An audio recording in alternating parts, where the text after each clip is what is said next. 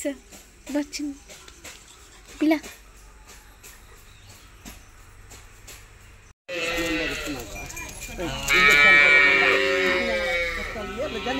Dettol ಸಹ ಸಾಕಾಗ್ತದೆ. ಇದನ್ನು ಮಾಡಬೇಕು. ಇದು ಒಂದು. ಇನ್ನೊಂದು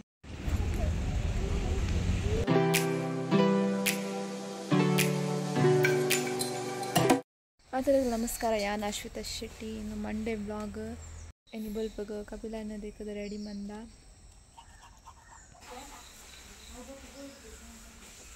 ಪಶುಪಾಲನೆ ಇಲಾಖೆದು ಮಿಶ್ರತಳಿ ಪಶು ಪ್ರದರ್ಶನ ಉಂಡಂಚ ಕಪಿಲನ್ ಮೀಪಾದ ರೆಡಿ ಮನ್ಪುನ್ ಇಸ್ ಬಚ್ಚಿನ್ ಪಿಲ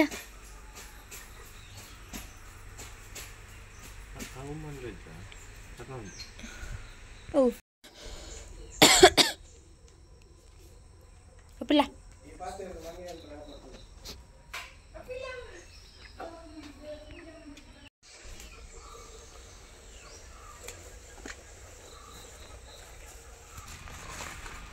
ನಂಗೆ ರೆಡಿ ಆಯ್ತಾ? ನನಗೆ ಬೇಡ ಬಲ್ಲೆ ಸತ್ಯಂಗೆ ಬಿದ್ದಾಡ್ನಿ ಅಡೆಗೆ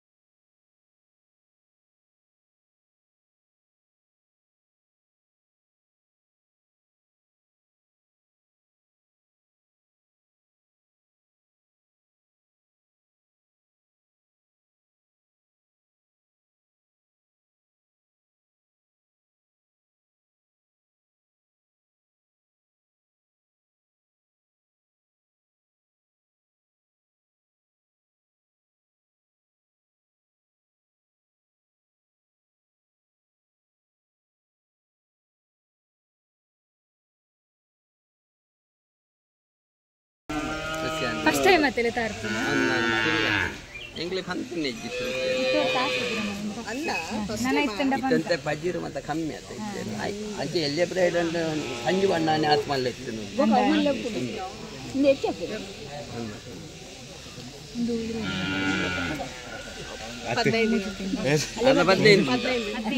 ಮೊಲೆಗೆ ಮೂಜಿ ತಿಂಗಳು ಒಂದು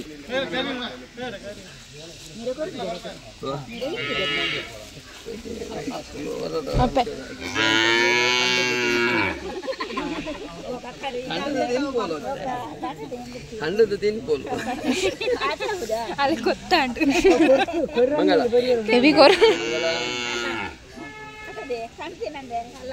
ಎನ್ನ ದೂರ ಒಂದು ಪೇರು ನೆನ್ನು ಬೋಲ ಕೆವಿ ಕೊಂಡೆ ಅಂತ ಅವೊಂದು ಇನ್ನು ಇಂಗ್ಲೆಂಡ್ ಪೆತ್ತದ ಕಂಜಿದ ಪ್ರದರ್ಶನ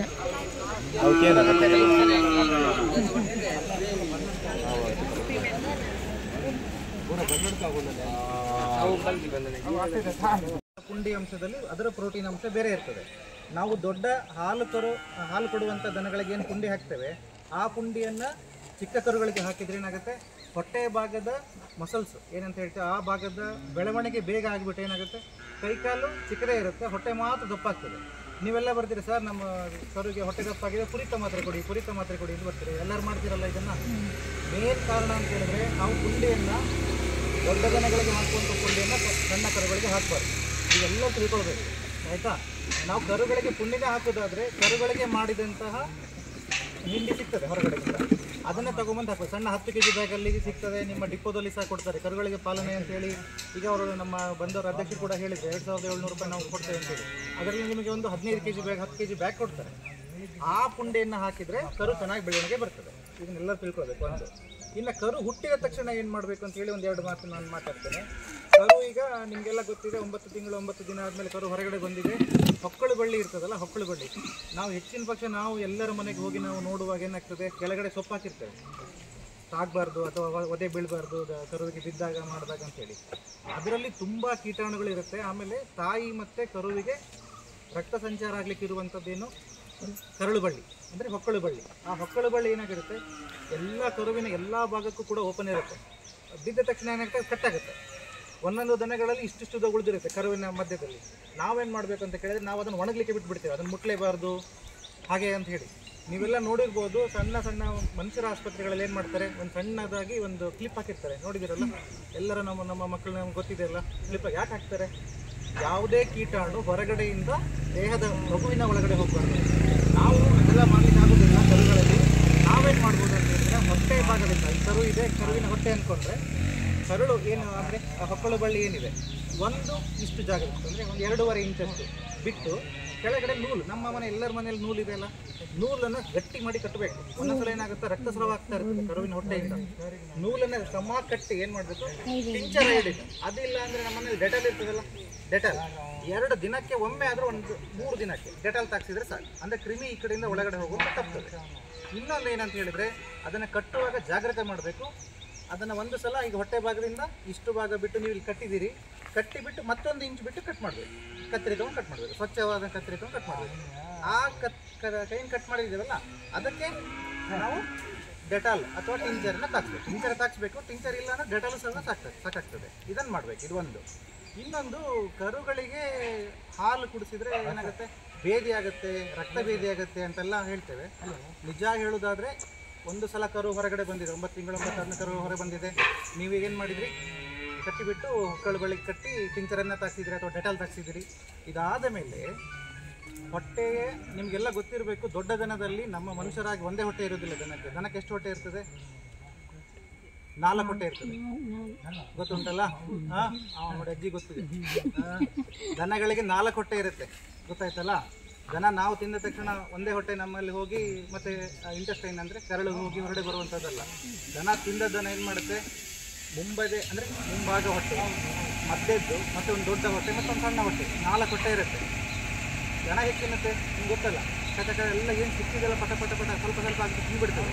ರಾತ್ರಿ ಮಲಗುವಾಗ ಮತ್ತೆ ವಾಪಸ್ಸಾಗಿ ಏನು ಮಾಡುತ್ತೆ, ಹೊಟ್ಟೆಯಿಂದ ತೆಗೆದು ಬಾಯಿಗೆ ತೆಗೆದು ಇದೆಲ್ಲ ನಿಮಗೆಲ್ಲ ಗೊತ್ತಿದೆ. ದನ ಮಾಡ್ತಾ ಇರ್ತದಲ್ಲ ರಾತ್ರಿ, ಅದರಲ್ಲೇನೇ ಬರೋದು. ಒಳ್ಳೆ ಹೊಟ್ಟೆ ಇದ್ರೆ ಬರಲಿಕ್ಕೆ ಆಗ್ತದೆ, ಹಾಗೆ ಆಗೋದಿಲ್ಲ, ಆಯ್ತಲ್ಲ? ಸಣ್ಣ ಕರುವಿನಲ್ಲಿ ಆ ಬೆಳವಣಿಗೆ ಆಗಿರುತ್ತಿಲ್ಲ. ಸಣ್ಣ ಕರುವಿನಲ್ಲಿ 4 ಹೊಟ್ಟೆ ಬೆಳವಣಿಗೆ ಹುಟ್ಟಿದ ತಕ್ಷಣ ಇರುವುದಿಲ್ಲ. ಆದರೆ ಅದರಲ್ಲಿ ಏನಿರುತ್ತೆ, ಚಿಕ್ಕ ಕರುಗಳಲ್ಲಿ ಹುಟ್ಟಿದ 1 ಗಂಟೆಯ ಒಳಗಾಗಿ ಬೆಳವಣಿಗೆ, ಹೊಟ್ಟೆಯ ಬೆಳವಣಿಗೆ ಶುರುವಾಗ್ತದೆ. ಹುಟ್ಟಿದ ಈಗ 10 ಗಂಟೆಗೆ ನಮ್ಮ ಮನೇಲಿ ಕರು ಹಾಕಿದೆ, 11:30ಯಿಂದ ಅದಕ್ಕೆ ಏನಾಗುತ್ತೆ, ಹೊಟ್ಟೆ ಬೆಳವಣಿಗೆ ಶುರುವಾಗಿಬಿಡುತ್ತೆ. ಹೊರಗಡೆ ಬಂದ ಮೇಲೆ ಒಳಗಡೆ ಇದ್ದಾಗ ಹೊಕ್ಕಳು ಬಳ್ಳಿಯಿಂದ ಅದಕ್ಕೆ ಬೇಕಾದಂಥ ಎಲ್ಲ ನ್ಯೂಟ್ರಿಯೆಂಟ್ಸ್ ಕೂಡ ತಾಯಿಯಿಂದ ಮಗುವಿಗೆ ಬರ್ತಾ ಇರ್ತದೆ. ಹೊರಗಡೆ ಬಂದ ಮೇಲೆ ಅದೇ ಸಸ್ಟೈನ್ ಆಗಬೇಕಲ್ಲ, ಅದೇ ಬದುಕಬೇಕಲ್ಲ. ಹಾಗಾಗಿ ನಾವು ಮೊದಲನೇ ಹಾಲಂತ ಏನು ಹೇಳ್ತೇವೆ, ಅದಕ್ಕೆ ನಾವು ಗಿಣ್ಣದ ಹಾಲು ಅಂತ ಏನು ಹೇಳ್ತೇವೆ. ಕರು ಹುಟ್ಟಿದ 1.5 ಗಂಟೆ ಒಳಗಾಗಿ ನಾವೇನು ಮಾಡಬೇಕು, ಗಿಣ್ಣದ ಹಾಲನ್ನು ಕೊಡಬೇಕು.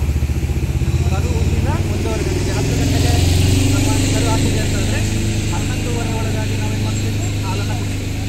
ಇದರಿಂದ ಏನಾಗ್ತದೆ, ಯಾಕೆ ಕುಡಿಸ್ಬೇಕು, ಯಾಕೆ ಇಷ್ಟು ಇಂಪಾರ್ಟೆಂಟ್ ಅಂತ ಹೇಳಿದರೆ, ತಾಯಿಯಲ್ಲಿ ಇರ್ತಕ್ಕಂಥ ರೋಗ ನಿರೋಧಕ ಶಕ್ತಿ ಏನಿದೆ ಅದೆಲ್ಲ ಕೂಡ ಕರುವಿಗೆ ಬರ್ತದೆ. ರೋಗ ನಿರೋಧಕ ಶಕ್ತಿ ಅಂದರೆ ಏನು, ರೋಗ ಯಾವುದಾದ್ರೂ ಕ್ರಿಮಿ ಬಂದರೆ ತಡ್ಕೊಳ್ಳುವಂಥ ಶಕ್ತಿ ಅಂತ ಹೇಳ್ತೇವೆ. ಒಳಗಡೆಗೆ ಇರುವಾಗ ಅದು ಹೊರಗಿನ ಪ್ರಪಂಚನೇ ಗೊತ್ತಿಲ್ಲ ಅದಕ್ಕೆ. ಹೊರಗಡೆ ಬಂದ ತಕ್ಷಣ ಈಗ ನಮ್ಮಲ್ಲಿ ಕುತ್ಕೊಂಡಿದ್ದೇವೆ ಅಂತಂದರೆ ನಮ್ಮ ಸುತ್ತಮುತ್ತ ಎಲ್ಲ ಕೂಡ ಕ್ರಿಮಿ ಓಡಾಡ್ತಾ ಇರ್ತದೆ. ನಾವು ಯಾಕೆ ಆರಾಮದಲ್ಲಿದ್ದೇವೆ ಅಂತ ಹೇಳಿದರೆ ನಮ್ಮಲ್ಲಿ ರೋಗ ನಿರೋಧಕ ಶಕ್ತಿ ಇದೆ. ಒಂದು ಯಾವುದಾದ್ರು ಕ್ರಿಮಿ ಬಂದರೆ ನಮ್ಮ ದೇಹ ಅಲ್ಲಿನೇ ರೆಸ್ಪಾಂಡ್ ಮಾಡಿ ಹೊಡೆದಾಕತ್ತೆ.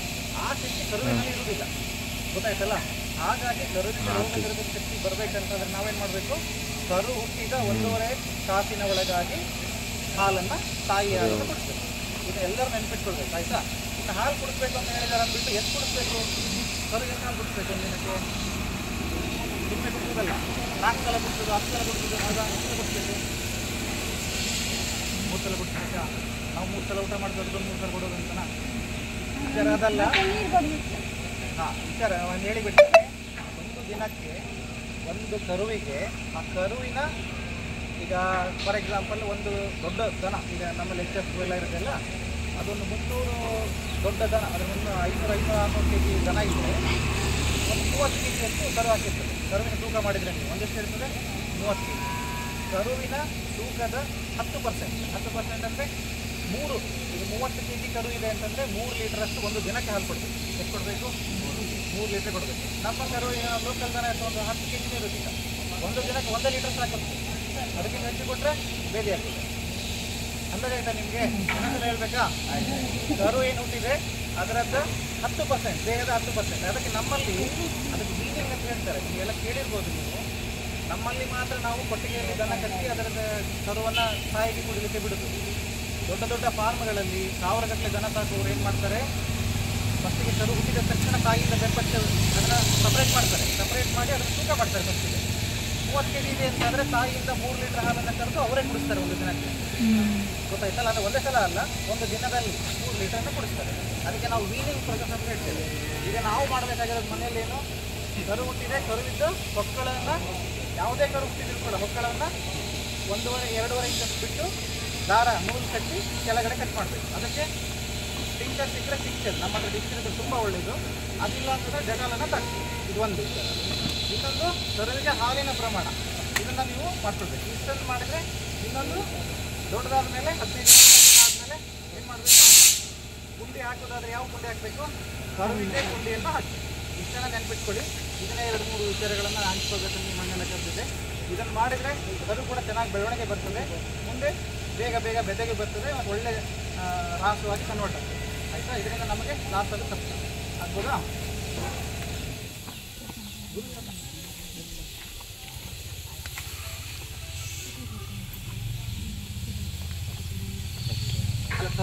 ರಾತ್ರಿಯಿಂದ ನೇತಾಡ್ತಾ ಇರ್ತದೆ.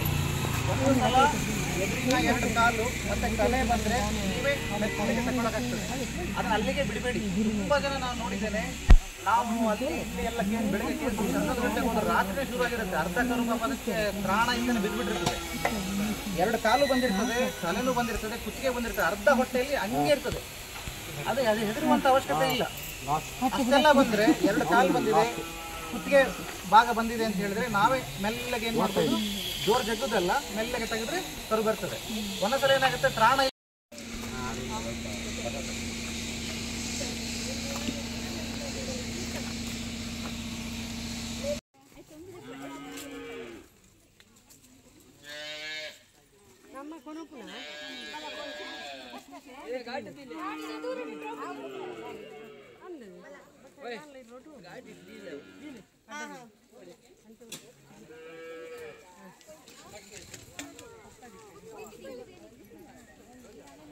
ನಾಳೆ ಗಾಯ ಉಂಡತೆ ಪಂಡಿರದೆ ಗಾಯ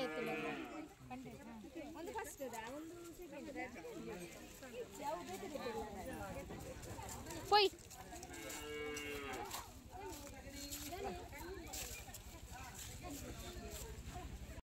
ಚಂಡಿ ಜಲ್ದಿ ಇದು ಕಪ್ಪಂಡಾಲ ಬಂಡಾರತ್ತ ಲಾಸ್ಟ್ ಹಾಗೆ 20 ಜನ ಒಂದು ತಿಂಗಳು 3 ಜನ ಅಂದರೆ 3 ಜನ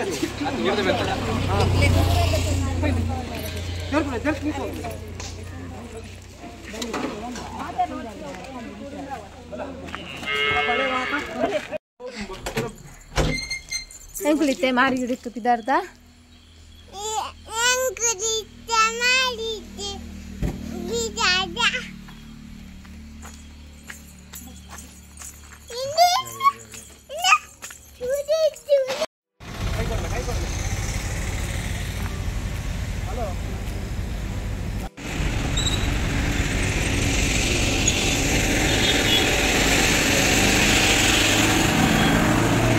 ಮಾರಿಡಿ ದೇವಸ್ಥಾನ